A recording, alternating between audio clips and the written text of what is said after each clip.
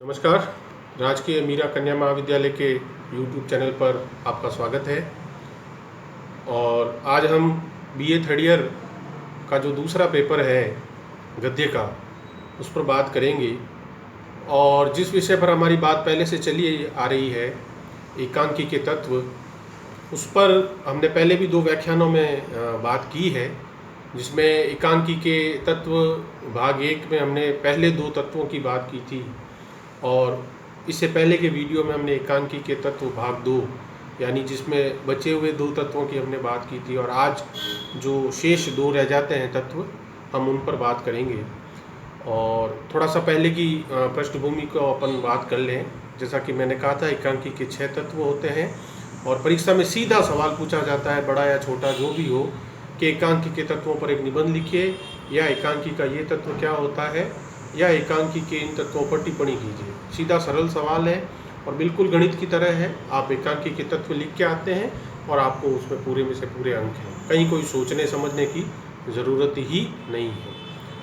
तो हमने पहले जो 2 व्याख्यान थे उसमें चर्चा की थी कि एकांकी में कथा वस्तु होती है, फिर पात्र और चरित्र चित्रण होता है, फिर संवाद या भाषा शैली होती है तीसरा तत्व, चौथा होता है देश काल या वातावरण। 5वां तत्व एकांकी का सबसे महत्वपूर्ण तत्व होता है, जो होता है अभिनेयता, या जिसको हम मंच से जुड़ा हुआ तत्व कहते हैं, मंचीयता।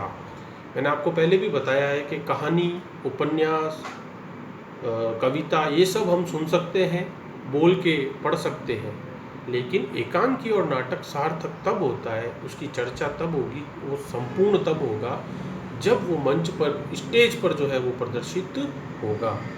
अगर एकांकी और नाटक मंच पर प्रस्तुत नहीं होता है तो वो उसके माध्यम के साथ न्याय नहीं है, क्योंकि ये दृश्य माध्यम है। हम देख सकते हैं, आप टीवी पर रोज़ रात को सीरियल्स देखते हैं, वो सीरियल क्या है? वो दृश्य माध्यम है। उसमें अभिनेता अभिनेत्री अभिनय कर रहे हैं और उससे आपको आनंद और दुख जो भी प्राप्त हो रहा है वो आप उसको ऑब्जर्व कर सकते हैं। तो इसलिए वो मंचीय माध्यम है। कहानी आपको बैठ के कोई सुना देगा, रेडियो पर भी सुनाते हैं आजकल कहानियाँ, और यूट्यूब पर भी कई लोगों ने कहानी के चैनल शुरू कर लिए। लेकिन एकांकी और नाटक तभी सार्थक होते हैं जब वो मंच पर प्रस्तुत होते हैं और अभिनेता उन्हें अभिनय करते हैं। अब यह अभिनय जो होता है मंच पर, यह बहुत स्वाभाविक होना चाहिए। जो पात्र राम का अभिनय कर रहा है, जो पात्र सीता का अभिनय कर रही है, जो पात्र लक्ष्मण का अभिनय कर रहा है, तो हमें उसको स्टेज पर देखते हुए वास्तव में ये अनुभव होना चाहिए कि हाँ, ये सच में राम है, ये सच में सीता है, सच में लक्ष्मण है। आप पुरानी रामायण अभी जो है टीवी पर प्रसारित हुई थी, आप देखिए उसमें अभिनय, दीपिका जो सीता बनी थी, लक्ष्मण और जो अरुण गोविल जो थे वो राम का जिन्होंने अभिनय किया, कहीं से नहीं लगेगा कि वो बड़े शहर में रहने वाले कोई व्यक्ति हैं। उनको जब आप उस सीरियल में अभिनय करते हुए देखते हैं तो वो सच में आपको राम और सीता नज़र आते हैं। तो ये एकांकी में ध्यान देने की बात है कि मंच पर जो पात्र और जो आपके सिलेबस में जो जितनी एकांकी लगी हुई है उन सबको अपन स्टेज पर अभी, तो जो पात्र आप ले रहे हैं वो पात्र स्वाभाविक होना चाहिए, उसका अभिनय इतना स्वाभाविक होना चाहिए कि वह हमें नज़र आए कि क्या मतलब हमसे कनेक्ट हो जाए वो। हम टीवी पर या फिल्मों में जब भी किसी पात्र को दुर्घटना में या किसी की मृत्यु देखते हैं तो हमारी आंखों से भी आंसू आ जाते हैं। सच में थोड़ी मरा है कोई पात्र सिनेमा करते हुए, या वो तो एक तरह की कल्पना है, लेकिन फिर भी आप रोने लगते हैं। क्यों? क्योंकि ये उस अभिनेता के अभिनय की सार्थकता है। क्योंकि यह जो है वह अभिनेता जो है वह इतनी अच्छी से अपनी कला को प्रस्तुत करता है कि वह देखते हुए हम भूल जाते हैं कि ये पात्र जो है वह स्वयं राम या सीता या रावण नहीं है। ये जो है एकांकी में अभिनेता का होना बहुत आवश्यक है।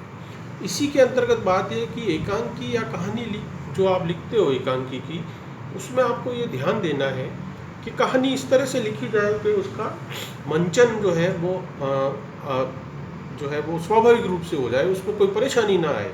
अब अगर आप एकांकी या नाटक में ऐसी कहानी ले आते हो जिसको मंच पर प्रस्तुत करना भारी पड़ जाए, तो वो चीज़ नहीं होनी चाहिए। इसलिए एकांकी लिखते समय ये ध्यान रखें आप, पात्रों का भी, मंच का भी, कि मुझे ऐसी कहानी लिखनी है जिसको मैं सहज रूप से स्टेज पर प्रस्तुत कर सकूं, उसमें कोई मेरे लिए बाधा ना आए। अब मैं मान लो वहाँ जो है कई जानवरों की परिकल्पना कर लूँ तो मैं कहाँ से लेके आऊँगा स्टेज पे? हाथी, घोड़े, शेर ये मैं नहीं ला सकता ना। तो इस तरह से हमें उन पात्रों को जो है हमें बैक स्टेज ही रखना है, जो हम प्रस्तुत वहाँ नहीं कर सकते। ऐसा घटनाक्रम जो है वो हम प्रस्तुत ना कर सके स्टेज पर, उसको हमें जो है बैकग्राउंड में ही रखना चाहिए। और कहानी एकांकी की लिखते समय ये ध्यान देना चाहिए कि जो है वह उसको जो है अभिनय की दृष्टि से जो है वह सहूलियत भरी होनी चाहिए।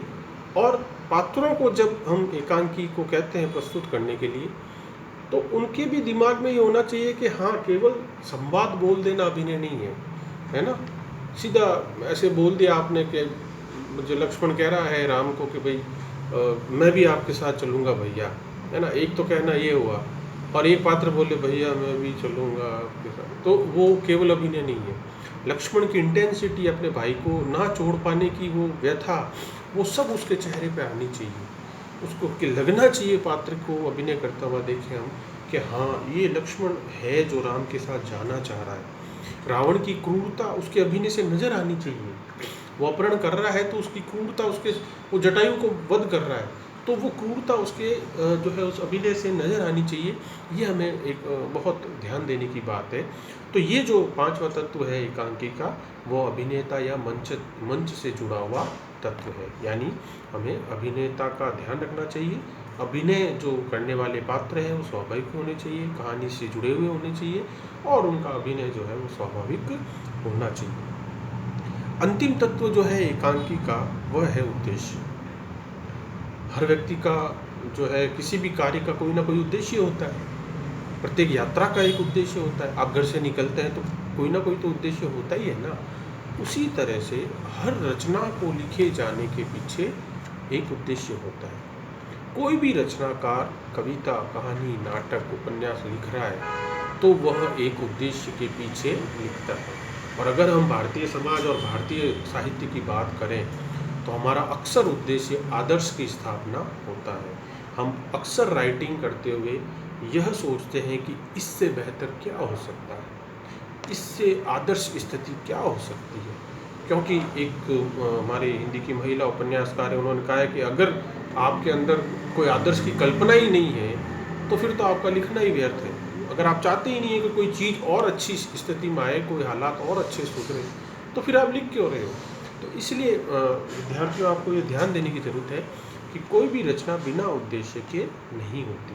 तो इसलिए एकांकी भी जब लिखी जाती है तो कोई ना कोई उद्देश्य होता है। दीपदान एकांकी है जिसमें हमारे पन्नाधाय का जो है बलिदान दिखाया गया है कि कैसे पन्नाधाय अपने पुत्र चंदन को उदय सिंह की जगह सैया पर सुला देती है और बनवीर क्रोध में आता है और वो उसको उदय सिंह समझकर मार देता है। तो ये एकांकीकार ने जब दीपदान एकांकी लिखी तो वो आपके अंदर राष्ट्र प्रेम और उस त्याग को आपके अंदर देखना चाहता है जो पन्नाधाय के अंतर्गत था, जो पन्नाधाय के हृदय में था, कि उसने अपने पुत्र को जो है वह उदय सिंह की जगह सुला दिया और राष्ट्र को बचाने के लिए अपने स्वामी की जो है सेवा करते हुए उसने सुप्रीम सेक्रीफाइस किया। उसने सबसे बड़ा बलिदान एक माँ का संतान के लिए होता है। तो जब ये रचनाकार एकांकी लिख रहा है तो ये उसका उद्देश्य है कि वो आपके अंतर्गत ऐसे संस्कार डालना चाहता है कि हमें हमारे राष्ट्र के लिए या उससे जुड़ी कोई चीज़ आ जाए तो हम पीछे हैं। पहली जो प्राथमिकता है वो राष्ट्र है, फिर समाज है। इस तरह से हमें चलना होता है। तो ये एकांकीकार का उद्देश्य है। वो दिखाना चाह रहा है ये कि हाँ भैया, ये पन्नाधाय की दीपदान एकांकी ऐसे है। केवल शिल्प की दृष्टि से हमने एकांकी अच्छी लिख दी या जो है केवल प्रस्तुत कर दी, उसी से काम नहीं चलता है। हर रचना का एक उद्देश्य होना चाहिए। युवा पीढ़ी को एक मैसेज जाना चाहिए। कोई ऐसी रचना जो है होनी चाहिए कि जिससे ये पता चले कि हाँ जो है कि हाँ यार, ये हमने इससे सीखा। ये हमारे कई रचनाओं ने तो लोगों के जीवन बदल दिए। उनको इतनी अच्छी रचना लगी पढ़ते हुए, तो उनको लगा कि अरे मतलब ये कहानी पढ़ते ही तो मेरे सोचने की दृष्टि बदल गई, मेरे देखने का नज़रिया बदल गया। और ये हर तरह की एकांकी पे तत्व लागू है। ऐसा नहीं है कि अगर हम ऐतिहासिक एकांकी लेते हैं आज से पुराने समय की तो उसमें उद्देश्य नहीं होगा, या हम एक किसी दूसरे देश की कहानी को अगर आप एकांकी में कहना चाहें तो जो है वो उद्देश्य लागू नहीं होगा। नहीं नहीं, हर तरह की रचना पे, हर तरह की एकांकी को लिखने का कोई ना कोई उद्देश्य अवश्य होगा। क्योंकि एकांकीकार जब लिखने बैठा है, आप भी कोई रचना लिखने बैठे हो, तो किसी न किसी चीज़ ने आपको बाध्य किया है, प्रेरित किया है। आप चाहते हैं कि हाँ मैं ये चीज़ ऐसी लिखूं, मेरी लिखी हुई ये कविता ये लोग पढ़ के ये सोचें, इस तरह से बात करें। आज जो है स्त्रियों से जुड़ी हुई कितनी रचनाएं सामने आ रही है, तो उन रचनाओं को पढ़ने के बाद आपकी दृष्टि बदलनी चाहिए स्त्रियों के प्रति। आज जो हमारे समाज में जो पीछे रह गए, जो वो वर्ग, वो समाज जो कभी उस हिस्सेदारी में या उस जो उस आगे जो चीज़ होती थी उसमें कभी वो भागी नहीं था, आज उसको लेकर रचनाएं लिखी जा रही है। तो हमारे अंदर ये संवेदना पैदा होनी चाहिए कि हमारा व्यवहार उनके प्रति बदले। जो सालों से जो होता आ रहा है वो सही है या गलत, उसको हम बदलें। जो गलत है उसको हम बदलें कि हाँ नहीं नहीं, ये चीज़ जो है गलत है, इसमें हमें सुधार की आवश्यकता है। ये वस्तु, तो ये सब हमारे अंदर बहुत साहित्य पैदा करता है।